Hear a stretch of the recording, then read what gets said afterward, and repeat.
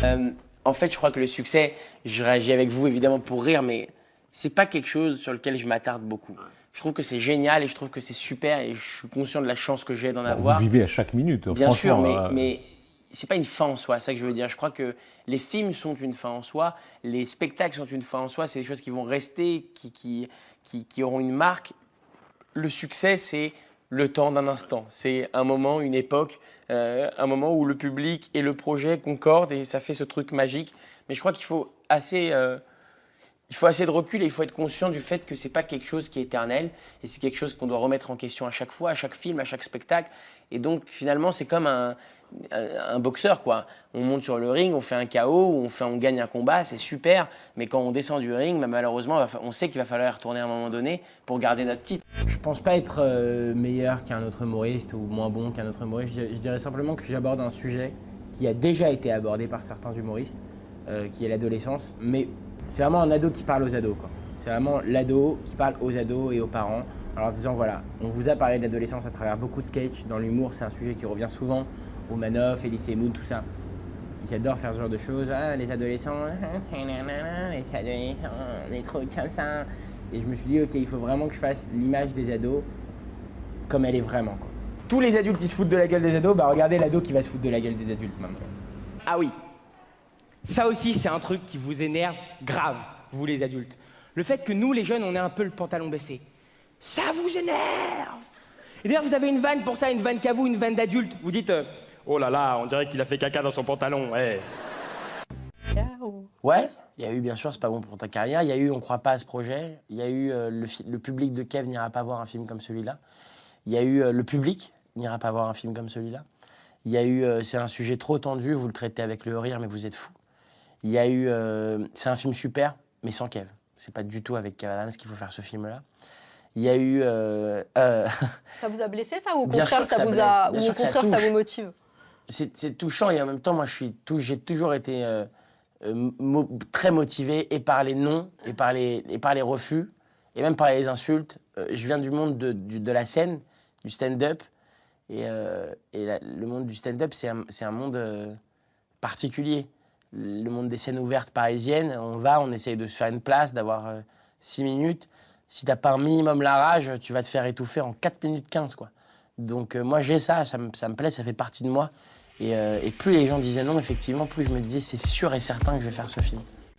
Je comprends pas les gens qui prennent le temps de dire de toute façon c'est de la merde, on tient à te dire que c'est de la merde et tu pues la merde. Mais tu vois, à chaque fois je me dis Ils ont 12 ans, quoi. Les amis, vous n'avez rien à faire dans la C'est des journée, gamins. quoi.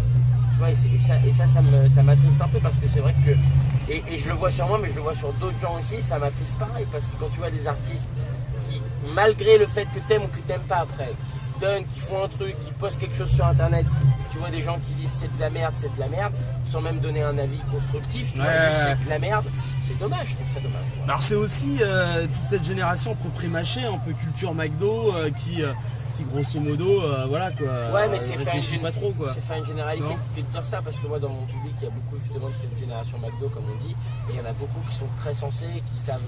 Moi je me suis déjà fait critiquer par des gens très jeunes mais de manière très constructive. Voilà, ça c'est bien, par contre ça m'a pas plu parce que ça m'a refroidi à ce moment-là, etc. Putain, ça c'est bon, tu vois. Non seulement ça fait pas de la peine, mais en plus ça t'apprend des trucs Ouais, et ça t'aide à construire ton spectacle qui aussi, viennent quoi. du public directement, tu vois. Beaucoup d'échecs. Qu'est-ce qu'on vous disait? Pourquoi ça marchait pas à ce moment-là? Vous n'avez pas la tête de l'emploi. Il y a quelque chose qui m'a beaucoup fait rire. Je l'ai dit souvent cette phrase, mais j'ai besoin de le dire parce que c'est une très jolie vengeance pour moi, et une vengeance saine, celle du travail. J'ai fait le casting pour un film qui s'appelle LOL, qui avait très bien marché à l'époque en France.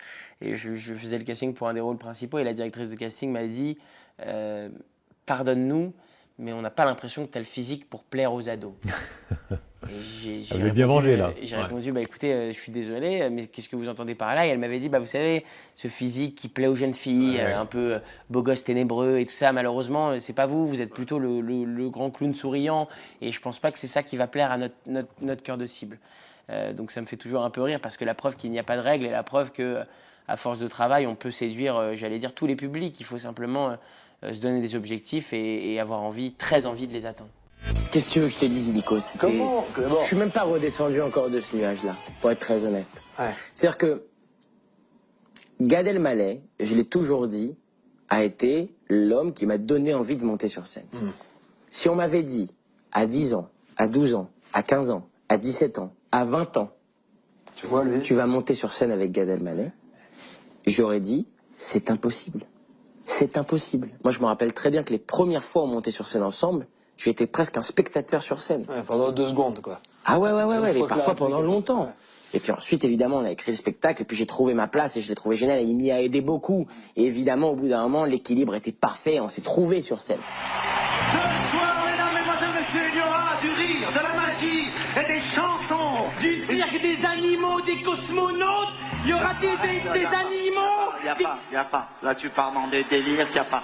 On a préparé plein de trucs, y a pas ces trucs que tu dis. Je sais qu'il n'y là. a pas, mais on s'en fout, ils vont oublier. Ils vont rien oublier, ils ont payé, ils sont à Amiens, à la sortie, ils vont dire c'était où les animaux. Mais et tout. laisse-moi alors, ok.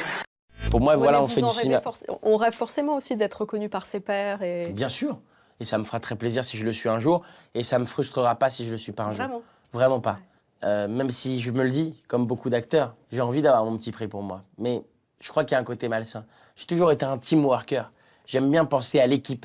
Et c'est vrai que sur un film de cinéma, il y a toujours énormément de gens qui travaillent chacun dans leur secteur, qui se déchirent pour que ce soit au top dans leur secteur. Et je trouve que quand il y a beaucoup d'entrées, ça les remercie tous les secteurs. D'un coup, on dit à tout le monde, voilà, vous n'avez pas travaillé pour rien. Il y a beaucoup de gens qui ont été voir votre travail. J'ai fait tellement de castings où on m'a tège, tellement. Tu peux pas compter tellement j'en ai fait. Quoi. Tellement de trucs où j'y étais avec tout l'espoir du monde en moi, tu vois, en me disant ça y est, cette fois je connaissais mon texte, j'y allais, trucs. Pour tout, hein, la télé, le ciné, le truc, tellement de fois je me suis dit allez, putain, il faut que ça le fasse, il faut que ça le fasse. En plus, j'ai vu qu'il y avait des vues dans la salle. Et pour que ça le fasse malgré tout, Kevin a un plan B. Créer un spectacle où il sera l'unique vedette.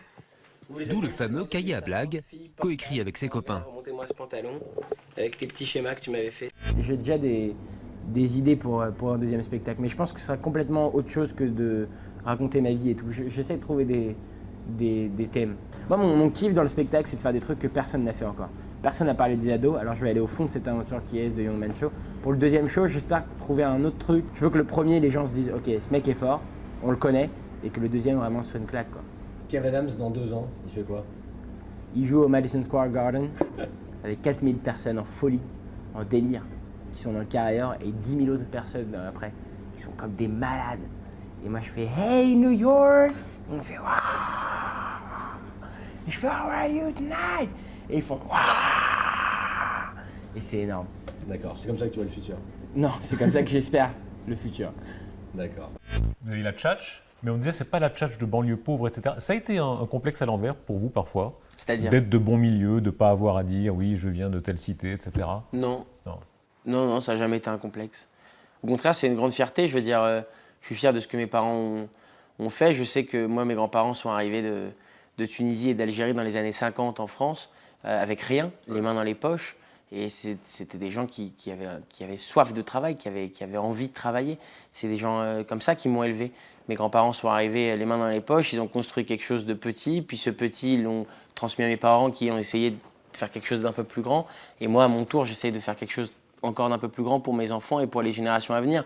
Je crois que le travail, c'est le secret de tout ça et c'est important de le préciser. J'aime bien le dire et le répéter parce que souvent, je croise des jeunes qui me disent comment on fait pour devenir une star et cette question est déjà erronée. Le but n'est pas de devenir une star, le but est de se réaliser, de faire quelque chose qui nous éclate, de se réveiller le matin en se disant c'est génial ce que je vais faire aujourd'hui. Et quand on a ça et quand on a cette volonté-là, le travail devient un plaisir plus qu'une corvée.